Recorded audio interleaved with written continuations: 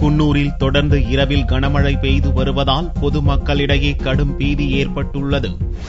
நீலகிரி மாவட்டம் முழுவதும் கடந்த சில நாட்களாக கனமழை பெய்து வருகிறது. பகலில் எவ்வித அறிகுறியும் இல்லாத நிலையில் இரவு முழுவதும் கனமழை கொட்டி தீர்ப்பதால் நிலச்சரிவு, வெள்ளநீர் புகுதல் உள்ளிட்ட பிரச்சினைகளால் குன்னூர் வாசிகள் அவதிப்பட்டுள்ளனர். கனமழை காரணமாக வாகனங்கள் அடித்துச் செல்லப்படுவதும், வீடுகளுக்குள் மழைநீர் புகுந்து விடுவதும் குன்னூர் வாசிகளின் தூக்கத்தை தொலைத்து விடுகிறது. சாலை மற்றும் ரயில் வழி தடங்களில் ஆங்காங்கே மண்சரிவு ஏற்படுவதால் சுற்றுலா பயணிகள் வெளியேற்றப்பட்டு வருகின்றனர். குன்னூர், அருவங்காடு உள்ளிட்ட பல்வேறு பகுதிகளில் சனிக்கிழமையன்று இரவு 3 மணி நேரத்திற்கும் மேலாக மழை கொட்டி தீர்த்தது.